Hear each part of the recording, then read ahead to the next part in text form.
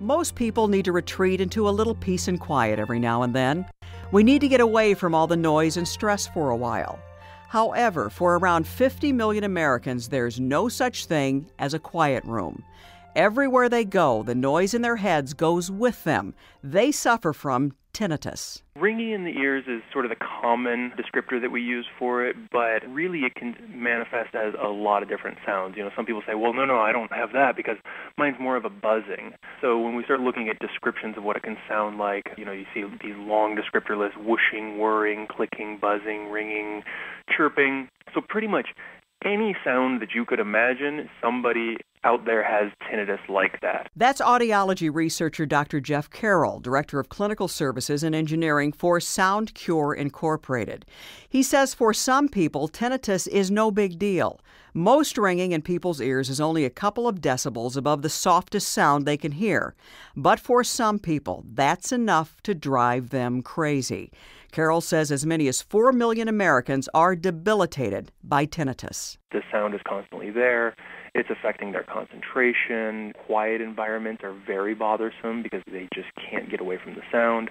Sleep is often impaired, and so we start to see a lot of the things that go hand in hand with sleep deprivation, of irritability and mood swings and difficulty in concentrating and focus. And this is actually where a lot of, say, the lack of sympathy from others comes from, especially people who are experiencing a soft form of tinnitus. I've heard a lot of people say things like, oh, I have that, I just ignore it. And that's great that yours is soft enough that you can ignore it. However, Carroll says most sufferers who seek treatment perceive that the ringing or whooshing in their ears is far, far worse. It's not uncommon on a 10-point scale to get answers like 8 out of 10, 9 out of 10, even 10 out of 10.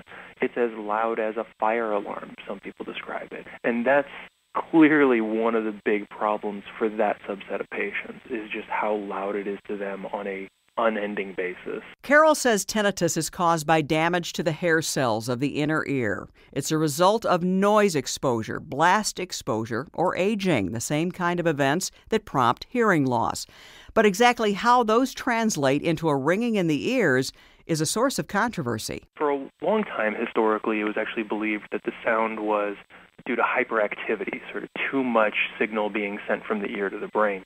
It was actually found out that's not the case. It's actually quite the opposite, that when cells in the ear itself die due to noise exposure or just age-related hearing loss, you lose some cells, that signal that they're supposed to be sending to the brain is now cut off. And then the brain, in turn, will interpret that lack of signal as a sound. And that's sort of where the debate starts, of why does the brain interpret a lack of a signal as a sound as opposed to the opposite. But Carroll says even though auditory damage is the culprit for both conditions, it's not true that having tinnitus means you also have a hearing loss. Because a very small amount of damage can lead to tinnitus, there's a lot of patients out there who have clinically normal hearing. They wouldn't be a candidate for a hearing aid or anything like that, and they have tinnitus that's bothering them to a great extent. Other patients believe that the tinnitus itself is interfering with their hearing, right? We have patients who say, I think I'd be able to hear great if I could just get rid of this ringing. That's another common misperception.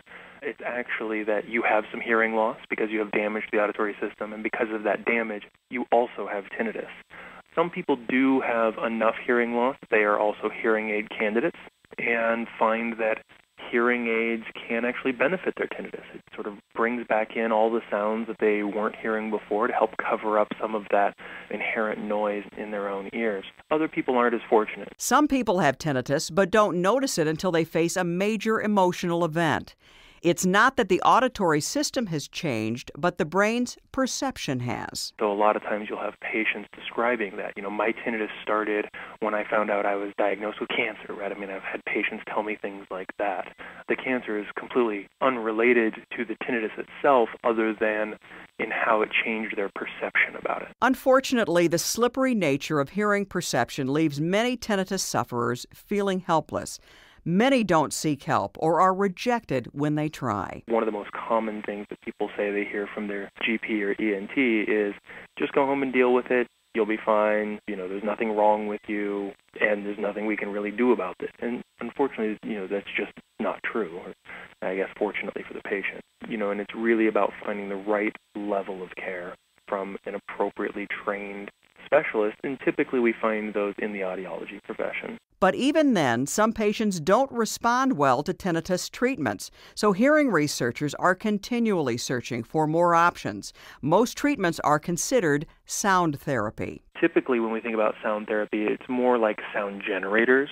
So using an external sound to interfere with your tinnitus combined with an appropriate counseling and education program tends to be effective. The most common sound generators that have been used are white noise.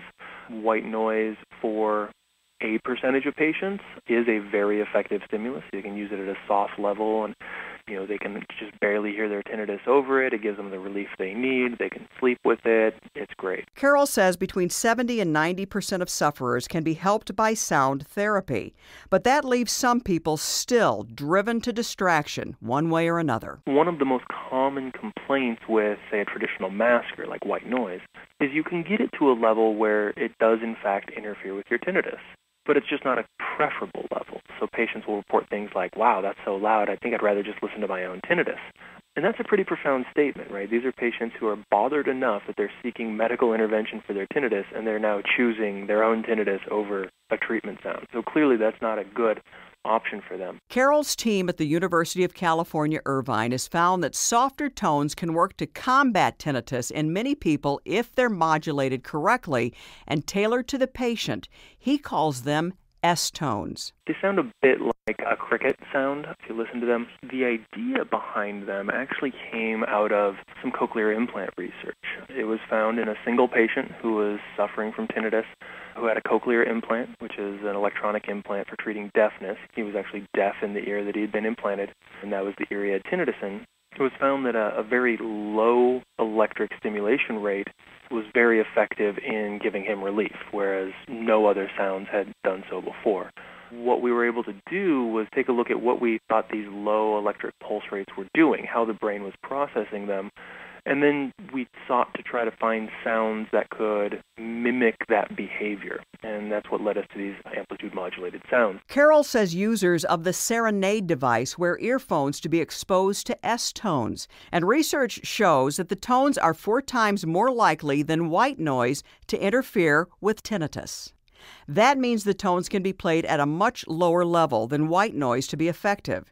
He says some people who haven't perceived true quiet in years can now find a little peace. We have patients who have written testimonials for us where they use words like, "You've given me my life back." And that's, in my mind, not an exaggeration, that they really are getting such an improved quality of life that for some people their mood changes, their interaction with others and spouses change, their ability to work effectively and productively increases, and there is no measure to how great that feels. You can find out more about tinnitus treatments at SoundCure.com or through the American Tinnitus Association at ATA.org. You can find out more about all of our guests on our website, radiohealthjournal.net. I'm Lynn Holly.